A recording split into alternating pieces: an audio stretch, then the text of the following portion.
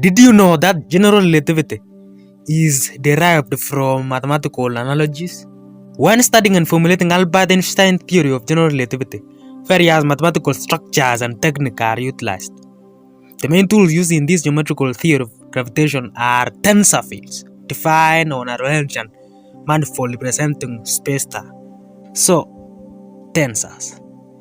The principle of general covariance was one of the central principles of the development of general relativity. It stated that the laws of physics should take the same mathematical form in all frames of reference. The term general covariance was used in all formulation of general relativity, but the principle is now often referred to as diffeomorphism covariance.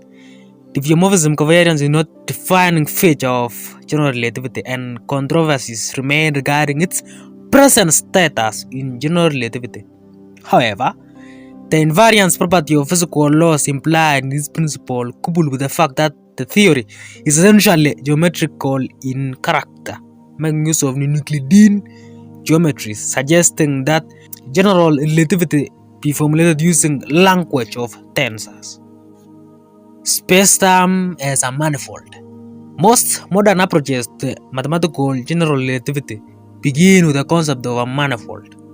More precisely, the basic physical construct representing gravitation, a curved spacetime, is modeled by a four-dimensional, smooth-connected Lorentzian manifold.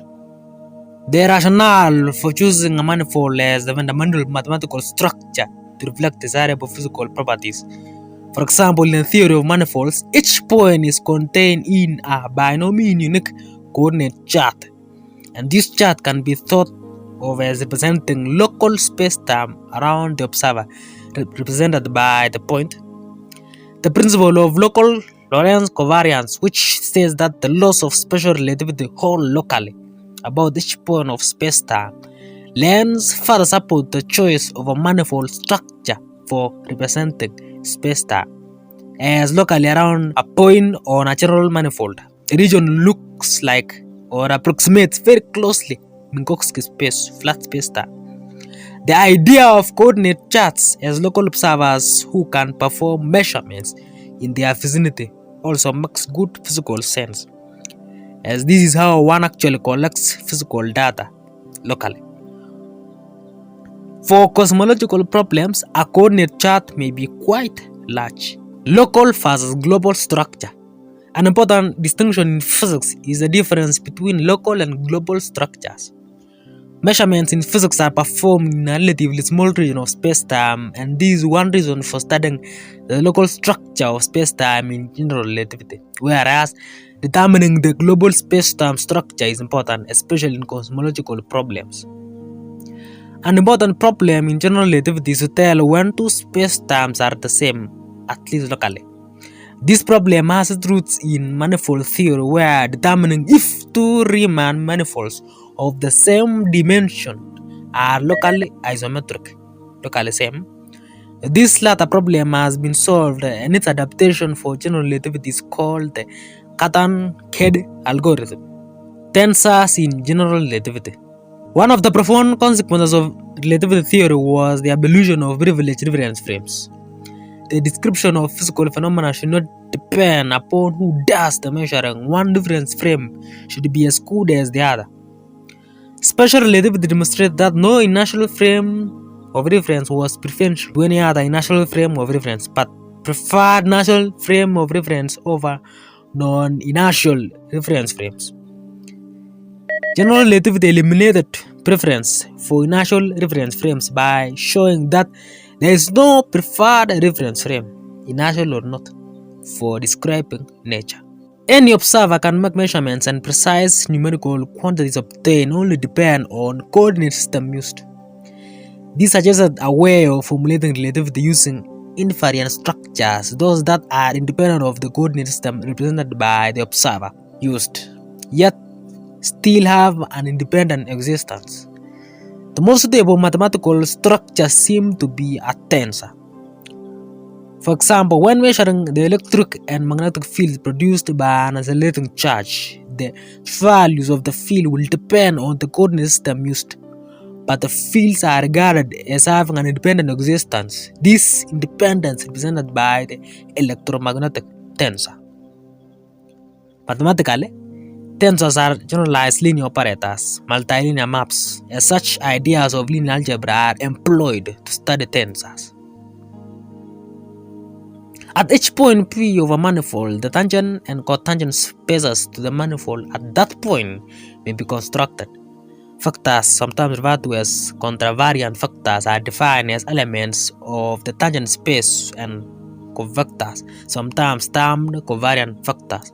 But more commonly, dual factors or one forms are elements of cotangent space. At P, these two factor spaces may be used to construct type RS tensors, which are real-file multilinear maps acting on the direct sum of R copies of the cotangent space with S copies of the tangent space. The set of all such multilinear maps form a vector space called a tensor product space of type RS at P, denoted by TPRSM as shown. If tangent space is n-dimensional, in general relativity literature, it is conventional to use the component syntax for tensors. A type RS tensor may be written as shown. As spacetime is assumed to be 4-dimensional, each index of a tensor can be one of the 4 values. Hence, the total number of elements a tensor possesses equals 4R, where R is the count of the number of covariant BI and contravariant AI indices on the tensor. R plus S, a number called rank of the tensor. Symmetric and anti-symmetric tensors. Some physical quantities are represented by tensors, not all whose components are independent. Important examples of such tensors include symmetric and anti-symmetric tensors. Anti-symmetric tensors are commonly used to represent rotations. For example, vorticity tensor. Although a generic rank R tensor in 4 dimensions has 4R components, constraints on the tensor such as symmetry or anti-symmetry serve to reduce the number of distinct components. For example, a symmetric rank 2 tensor T satisfies T alpha beta is equivalent to T alpha beta and possesses 10 independent components, whereas anti-symmetric skew-symmetric rank 2 tensor P satisfies P alpha beta equivalent to negative P beta alpha and has 6 independent components. For ranks greater than 2, the symmetric or anti-symmetric index pairs must be explicitly identified. Anti-symmetric tensors of rank 2 play important roles in relativity theory. The set of such tensors, often called bivectors, forms a vector space of dimension 6, sometimes called a bivector space. The metric tensor. The metric tensor is a central object in general relativity that describes the local geometry of spacetime as a result of solving Einstein field equations. Using the weak field approximation, the metric tensor can be thought as representing gravitational potential. The metric tensor is often just called the metric. The metric is a symmetric tensor and is an important mathematical tool. As well as being used to raise and lower tensor indices, it also generates connections, which are used to construct the geodesic equations of motion and the Riemann curvature tensor. A convenient means of expressing metric tensor in combination with the incremental intervals of coordinate distance that it relates is through the line element. This way of expressing the metric was used by pioneers of differential geometry, while some relativists consider the notation to be somewhat old-fashioned. Many readily switch between this and the alternative notation. The metric tensor is commonly written as a 4x4 matrix. This matrix is symmetric and thus has 10 independent components. Invariance. One of the central features of GRA is the idea of invariance of physical laws. This invariance can be described in many ways, for example in terms of local Lorentz covariance, the general principle of relativity, and diffeomorphism covariance. A more explicit description can be given using tensors. The crucial feature of tensors used in this approach is the fact that once a metric is given, the operation of contracting a tensor of rank R over all R indices given a number an invariant that is independent of the coordinate chart one uses to perform the contraction. Physically, this means that if the invariant is calculated by any two observers, they will get the same number, thus suggesting that the invariant has some independent significance. Some important invariants in relativity include the Ricci scalar and the Gresham scalar. Other examples of invariants in relativity include the electromagnetic invariance and other various other curvature invariants. Some of the latter finding application in the study of gravitational entropy and wheel curvature hypothesis. Tensor classifications. The classification of tensors is purely a mathematical problem. In GR, however, certain tensors that have a physical interpretation can be classified with the different forms of the tensor usually corresponding to some physics. Example of classifications useful in general relativity include the Segre classification of energy momentum tensor and the Petrov classification of the wheel tensor. These are various methods of classifying these tensors, some of which use tensor invariance. Tensor fields in general relativity. Tensor fields on a manifold are maps which attach a tensor to each point of the manifold. This notion can be made more precise by introducing the idea of fiber bundle, which in the present context means to collect together all the tensors at all points of the manifold, thus bundling them all into one grand object called tensor bundle. A tensor field is often defined as a map from the manifold to the tensor bundle, each point being associated with a tensor P. The notion of a tensor field is of major importance in GR. For example, the geometry around a star is described by a metric tensor at each point, so that each point of the spacetime, the value of the metric should be given to solve for the paths of material particles. Another example is the values of electric and magnetic fields given by electromagnetic field tensor and the metric at each point around a charged black hole to determine the motion of a charged particle in such a field. Factor fields are contravariant rank 1 tensor fields. Important factor fields in relativity include for velocity, which is the coordinate distance traveled per unit of proper time, the for acceleration, and the for current, describing the charge and current densities. Other physically important tensor fields in relativity include the following.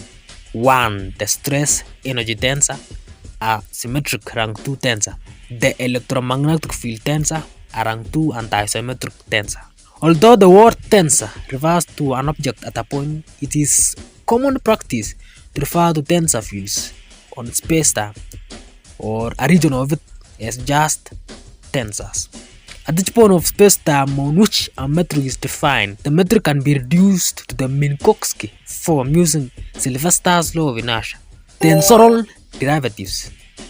Before the advent of general relativity, changes in physical processes were generally described by partial derivatives.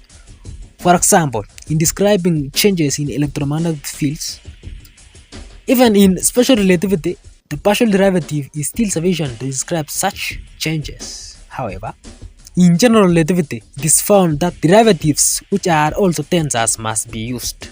The derivatives have some common features, including that they are derivatives along integral curves of factor fields.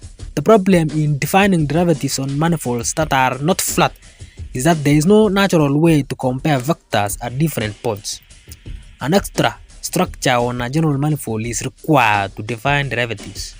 Let us look at two important derivatives that can be defined by imposing an additional structure on the manifold in each case. Affine connections. The curvature of a spacetime can be characterized by taking a vector at some point and parallel transporting it along a curve or on the spacetime. An affine connection is a rule which describes how to legitimately move a vector along a curve on the manifold without changing its direction. By definition, an affine connection is a bilinear map. This bilinear map can be described in terms of a set of connection coefficients, also known as Christoffel symbols, specifying what happens to the components of basis vectors under indefinite simul parallel transport. Despite their appearance, the connection coefficients are not components of a tensor. Generally speaking, there are D3 independent connection coefficients at each point of spacetime. The connection is called symmetric or torsion-free. An important affine connection in general relativity is the Levi-Civita connection, which is a symmetric connection obtained from parallel transporting a tangent vector along a curve whilst keeping the inner product of that vector constant along the curve. The resulting connection coefficients, Christoffel symbols, can be calculated directly from the metric. For this reason, this type of connection is often called a metric connection. The covariant derivative. Let x be a point, vector A a vector located at x, and vector B a vector field. The idea of differentiating vector B at x along the direction of vector A in a physically meaningful way can be made sense by choosing an affine connection and a parameterized smooth curve yt such that x is as shown and vector A is as shown.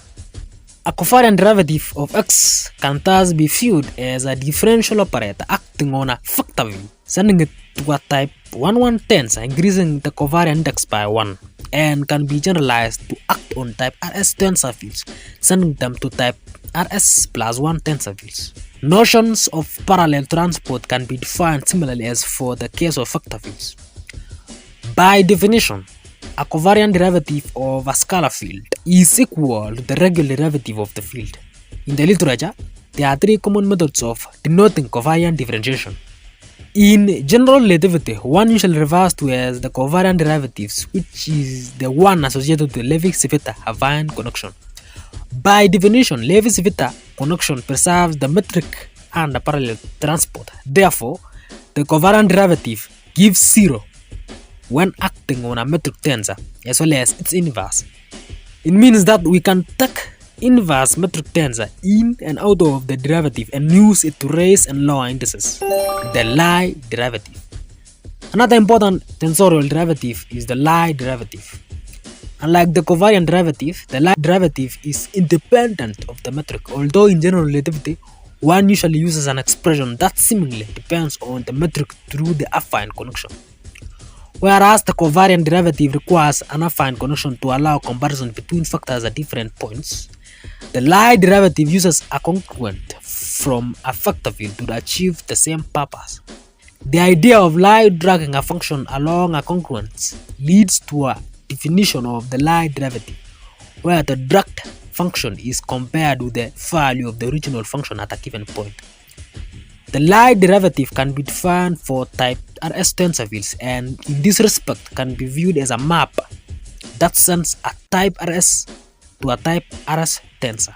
The Lie derivative is usually denoted by Lx, where x is the vector field along whose congruence the Lie derivative is taken. The Lie derivative of any tensor along a vector field can be expressed through the covariant derivatives of that tensor and vector field. The Lie derivative of a scalar is just the directional derivative. Higher rank objects pick up additional terms when Lie derivative is taken. One of the main uses of the Lie derivative in general relativity is in the study of space-time symmetries, where tensors or other geometrical objects are preserved. In particular, Killing symmetry of the metric tensor and the Lie dragging, occurs very often in the study of space-time. Using the formula we have seen, we can write down the condition that must be satisfied for a vector field to generate a Killing symmetry. The Riemann curvature tensor. A crucial feature of general relativity is the concept of a curved manifold. A useful way of measuring the curvature of a manifold is with an object called the Riemann curvature tensor. This tensor measures curvature by use of an affine connection by considering the effect of parallel transporting a vector between 2 points along 2 curves. The discrepancy between the results of these 2 parallel transport routes is essentially quantified by the Riemann tensor. The property of the Riemann tensor can be used to describe how initially parallel geodesics diverge. This is expressed by the equation of geodesic deviation and means that the tidal forces experienced in a gravitational field are a result of curvature of space-time.